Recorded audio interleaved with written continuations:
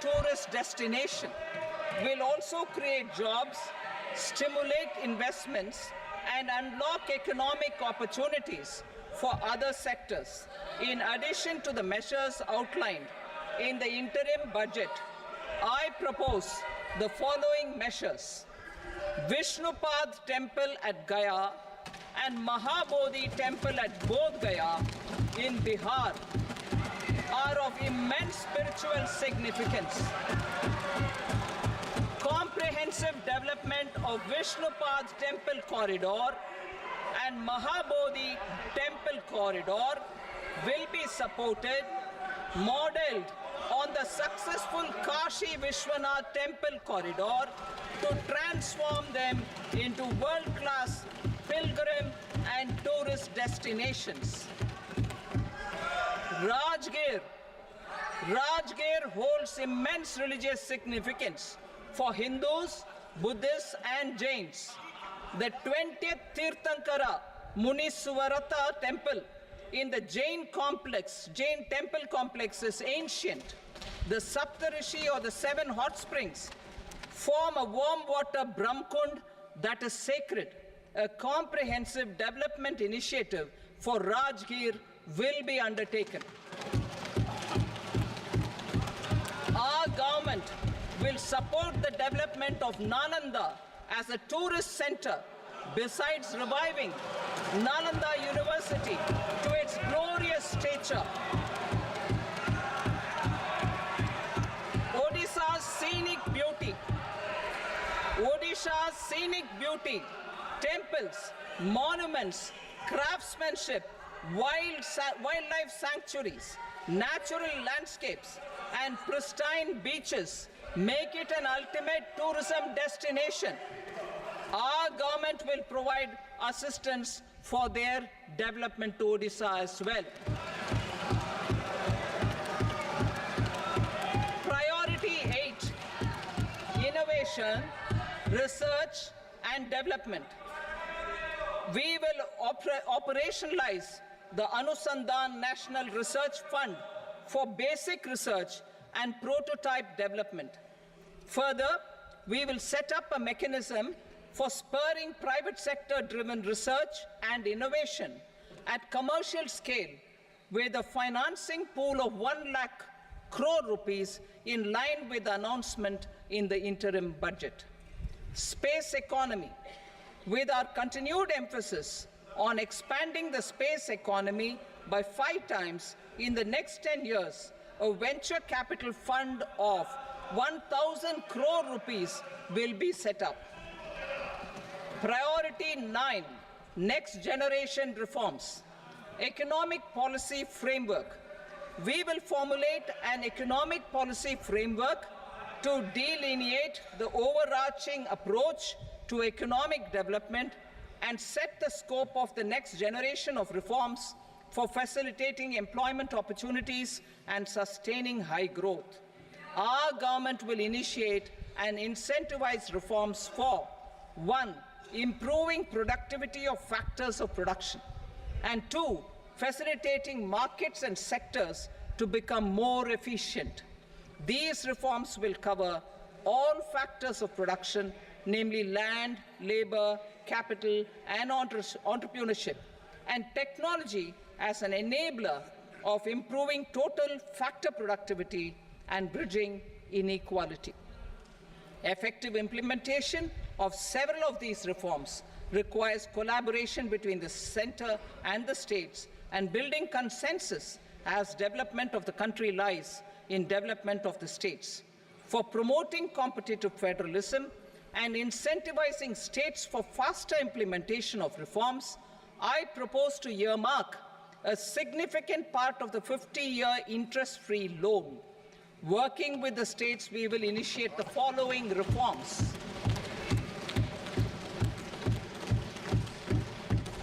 Land-related reforms and actions, both in the rural and urban areas, will cover land administration, will cover 1. Land administration, planning and management, and 2. Urban planning usage and building bylaws. These will be incentivized for completion within the next 3 years through appropriate fiscal support. Rural land-related actions. Rural land-related actions will include 1. Assignment of unique land parcel identification number, UL PIN, or Bhu Aadhaar for all lands. 2. Digitization of cadastral maps. 3. Survey of subdivisions, survey of map subdivisions as per current ownership. 4. Establishment of land registry. And 5. Linking to the farmers registry. These actions will also facilitate credit flow and other agricultural services. Urban land-related actions. Land records in urban areas will be digitized with GIS mapping. An IT-based system for property record administration, updating, and tax administration will be established. These will also facilitate improving the financial position of urban local bodies. Labor-related reforms. Services to labor. Our government will facilitate the provision of a wide array of services to labor, including those for employment and skilling. A comprehensive integration of e-Shram portal with other portals will facilitate such one-stop solution. Open architecture databases for the rapidly changing labor market, skill requirements, and available job roles, and a mechanism to connect job aspirants with potential employers and skill providers will be covered in these services. Shram Suvidha and Samadhan portal. Shram Suvidha and Samadhan portal will be revamped to enhance ease of compliance for industry and trade. Capital and entrepreneurship-related reforms, financial sector vision and strategy. For meeting financing needs of the economy, our government will bring out a financial sector vision and strategy document to prepare the sector in terms of size, capacity, and skills. This will set the agenda for the next 5 years and guide the work of the government, regulators, financial institutions, and market participants. Taxonomy for climate finance. We will develop taxonomy for climate finance for enhancing the availability of capital for climate adaptation and mitigation. This will support achievement of the country's climate commitments and green transition. Variable capital company structure. We will seek the required legislative approval for providing an efficient and flexible mode for financing leasing of aircrafts and ships and pooled funds of private equity through a variable company structure. Foreign direct investments and overseas investment. The rules and regulations for foreign direct investment and overseas investments will be simplified to 1. Facilitate foreign direct investments, 2. Nudge prioritization, and 3. Promote opportunities for using Indian rupee as a currency for overseas investment. NPS Vatsalya. NPS Vatsalya, a plan for contribution by parents and guardians for minors, will be started. On attaining the age of majority, the plan can be converted seamlessly into a normal NPS account. Use of technology. We have successfully used technology for improving productivity and bridging inequality in our economy during the past 10 years. Public investment in digital infrastructure and innovations by the private sector have helped in improving access of all citizens, particularly the common people, to market resources, education, health, and services. We will step up adoption of technology towards digitalization of the economy. Ease of doing business. For enhancing ease of doing business, we are already working on the Vishwas Bill 2.0. Further, states will be incentivized for implementation of the business reforms, action plans, and digitalization. Data and statistics. For improving data governance, collection, processing and management of data and statistics, different sectoral databases, including those established under the Digital India Mission, will be utilized with active use of technology tools. New pension scheme. The committee to review the NPS has made considerable progress in its work. I'm happy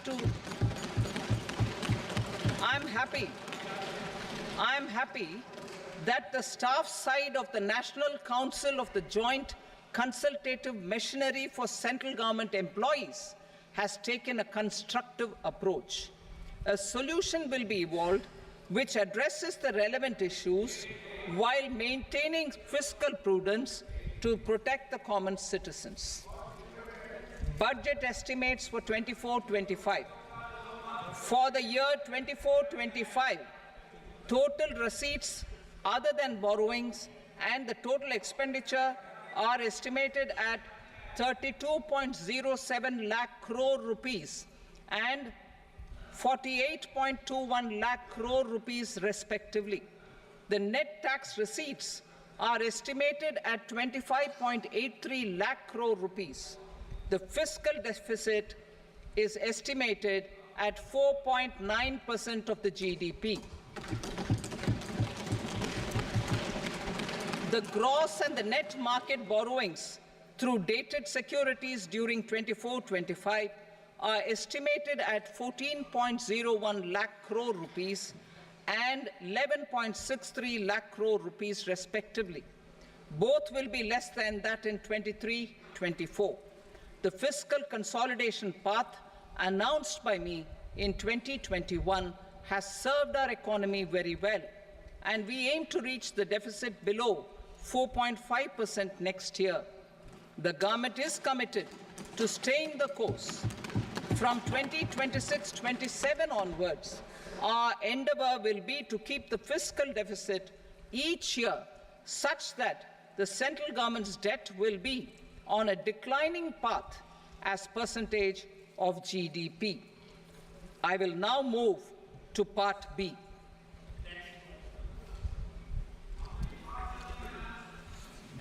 Indirect taxes. Sir, I start with GST. It has decreased tax incidence on the common man, reduced compliance burden and logistics cost for trade and industry, and enhanced revenues of the central and the state governments. It is a success of vast proportions.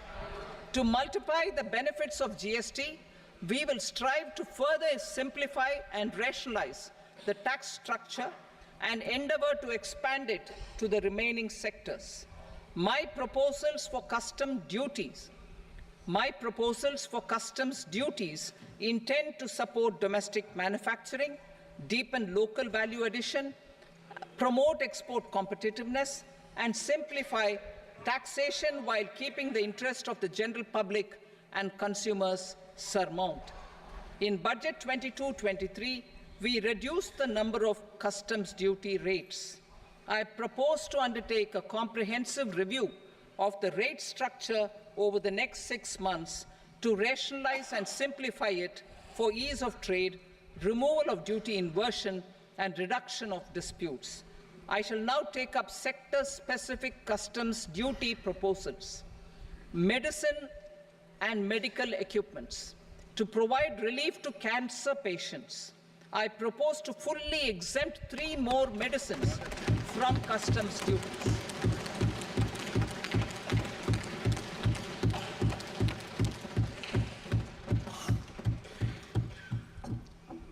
I also propose changes in the BCD on X-ray tubes and flat panel detectors for use in medical X-ray machines under the phased manufacturing program so as to synchronize them with the domestic capacity addition. Mobile phone and related parts.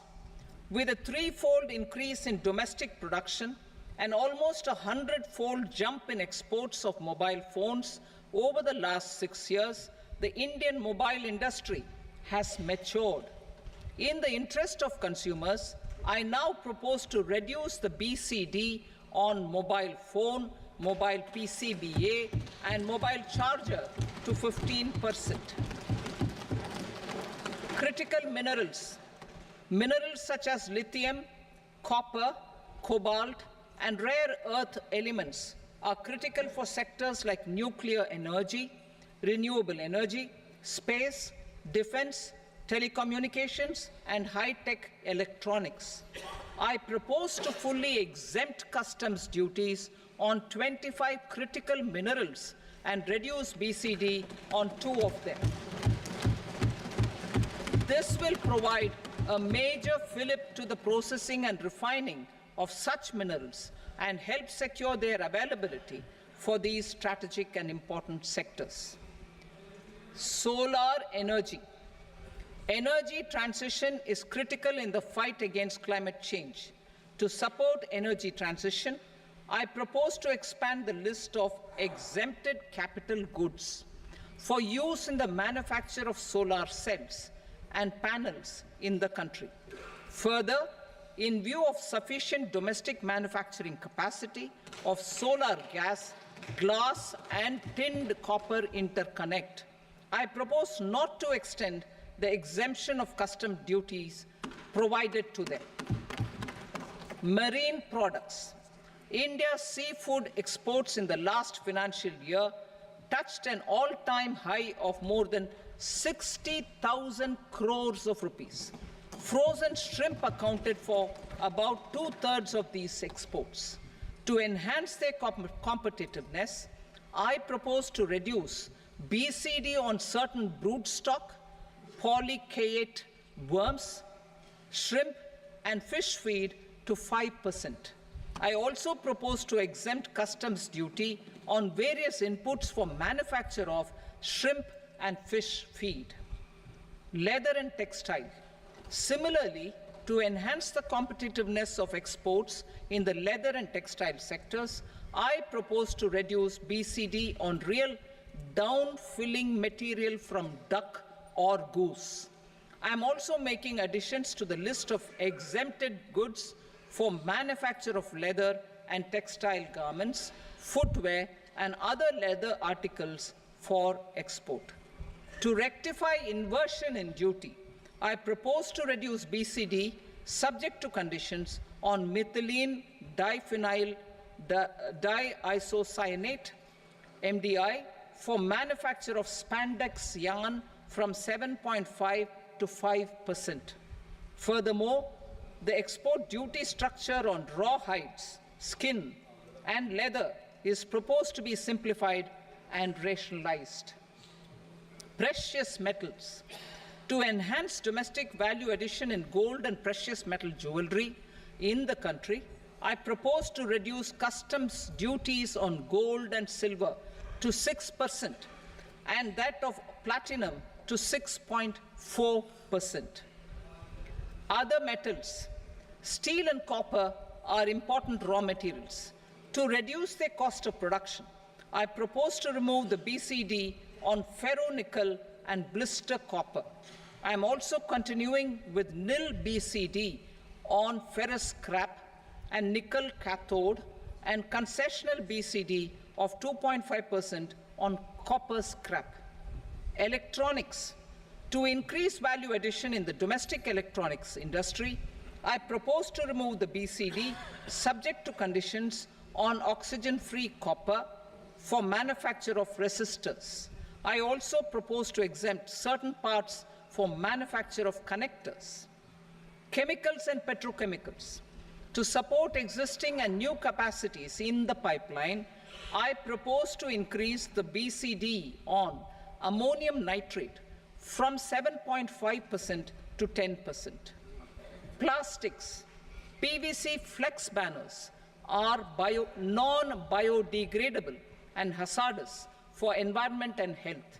To curb their imports I propose to raise the BCD on them from 10 to 25%. Telecommunication equipment.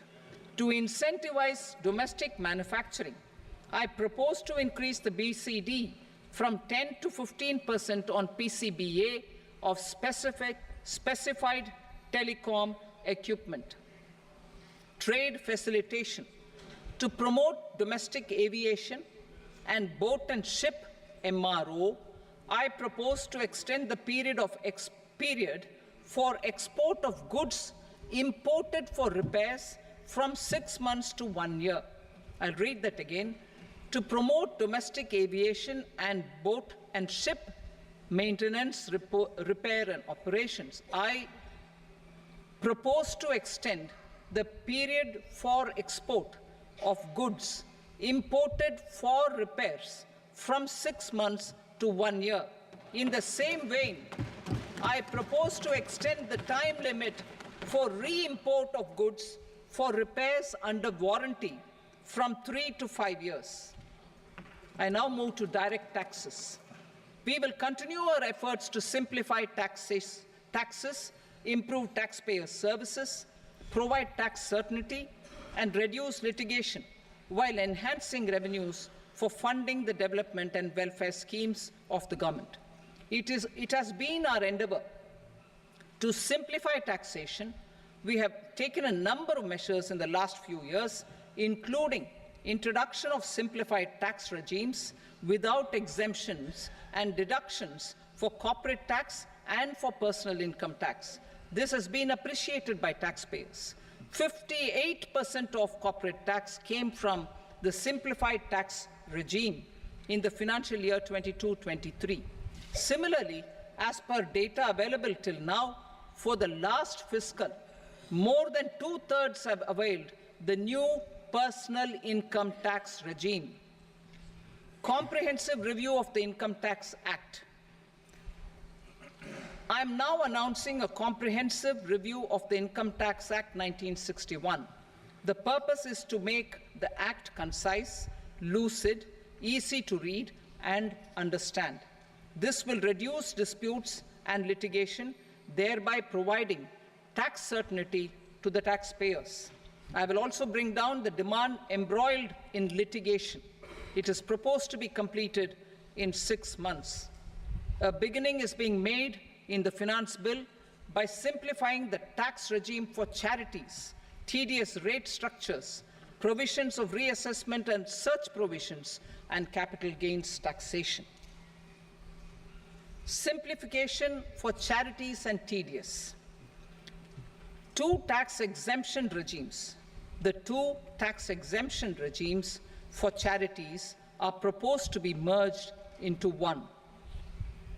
The 5% TDS rate on many payments is being merged into the 2% TDS rate, and the 20% TDS rate on repurchase of units by mutual funds or UTI is being withdrawn.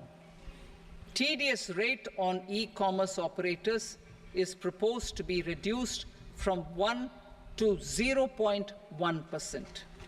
Moreover, credit of TCS is proposed to be given in the TDS to be deducted on salary. Further, I propose to decriminalize delay for payment of TDS up to the due date of filing statement for the same.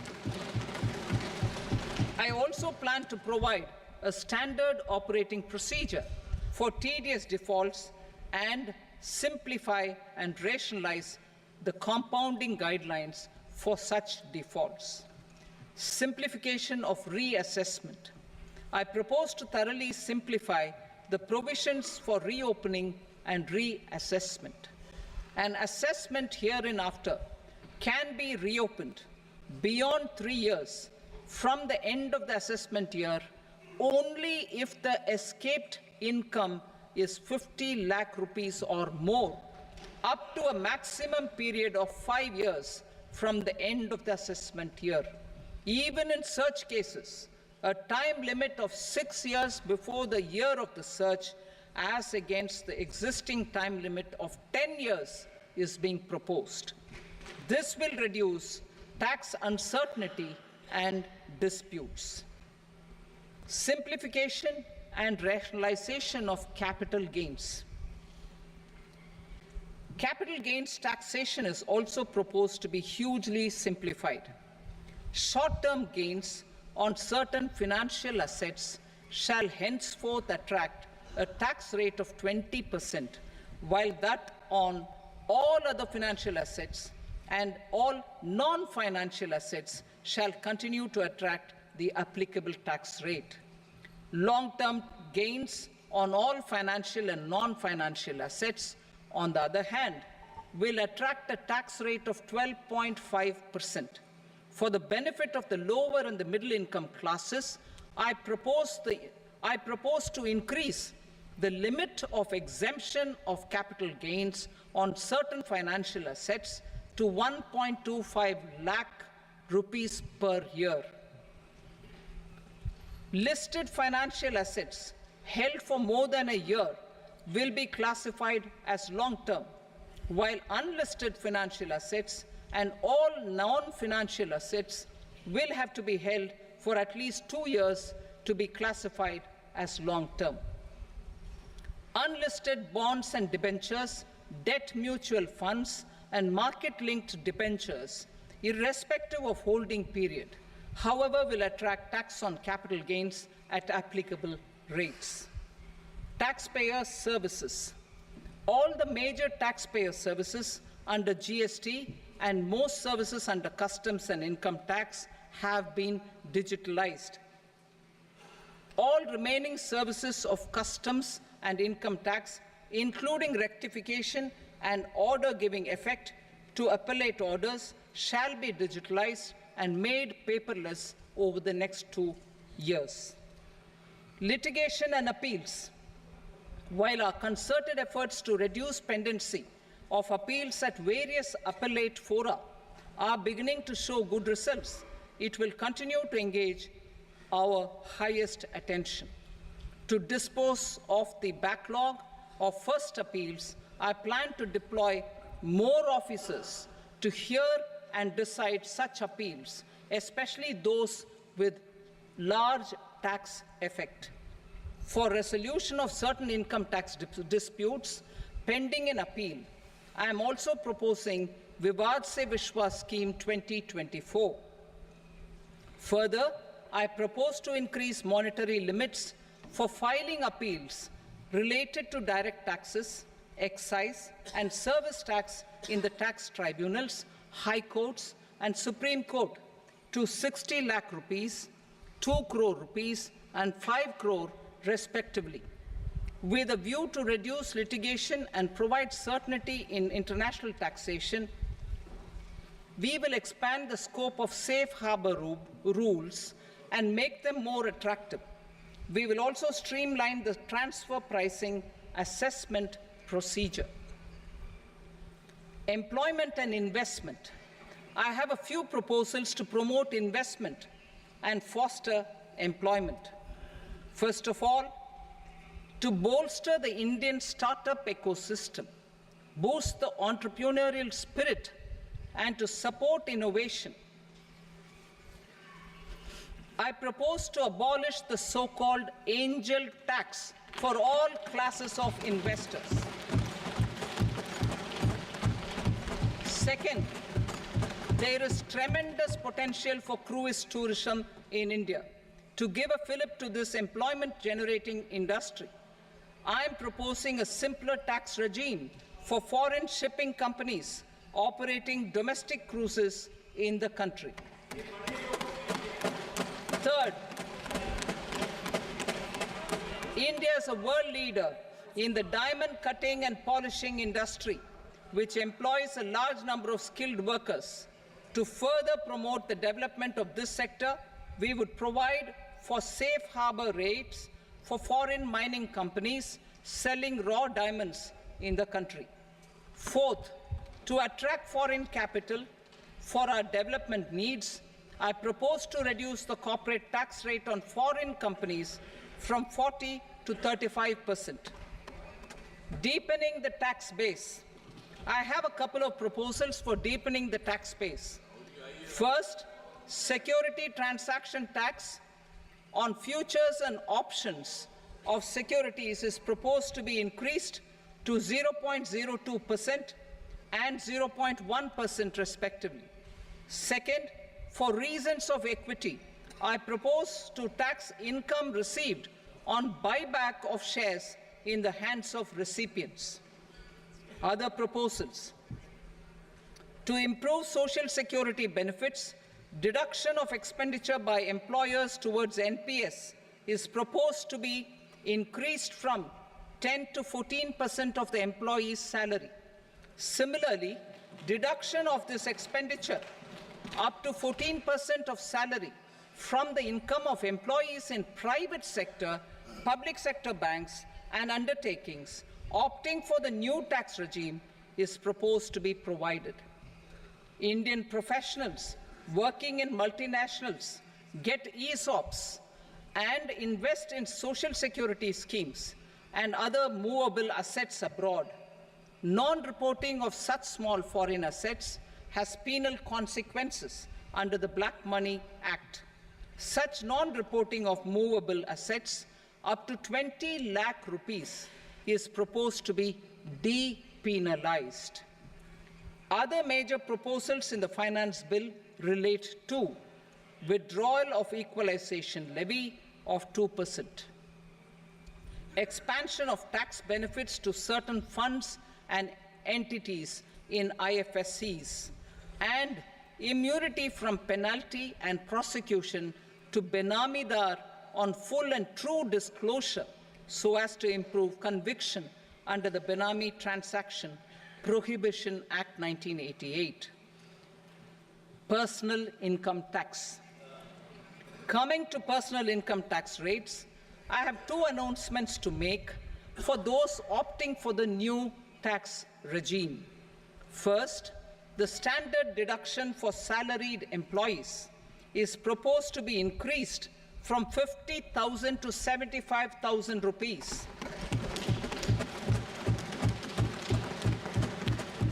Similarly, deduction on family pension for pensioners is proposed to be enhanced from 15,000 to 25,000 rupees. This will provide relief to about 4 crore salaried individuals and pensioners.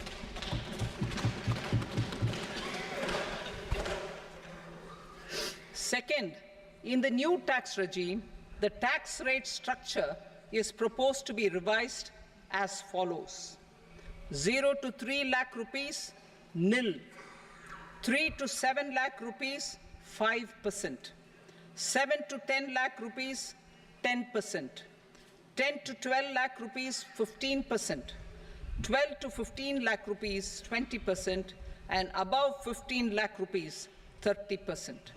As a result of these changes, a salaried employee in the new tax regime stands to save up to 17,500 rupees in income tax.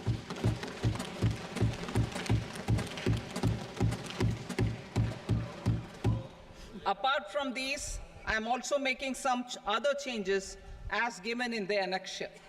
As a result of these proposals, revenue of about 37,000 crore, that is 29,000 crore in direct taxes and 8,000 crore in indirect taxes, will be foregone, while revenue of about 30,000 crore rupees will be additionally mobilized. Thus, the total revenue foregone is about 7,000 crores annually. Mr. Speaker, sir, with this, I commend the budget to this august House. Jai Hind.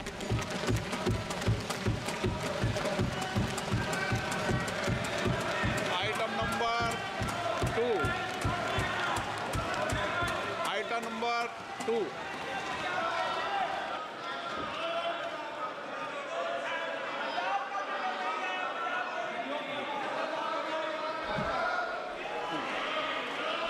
Sir, with your permission, I rise to lay on the table the following statements under Section 3 of the Fiscal Responsibility and Budget Management, FRBM Act 2003, medium-term fiscal policy cum fiscal policy strategy statement, and macroeconomic framework statement.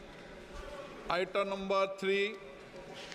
Sir, with your permission, I rise to move for leave to introduce the Finance Number 2 Bill 2024. प्रश्न ये कि विधेयक को पुनर्स्थापित करने की अनुमति प्रदान की जाए।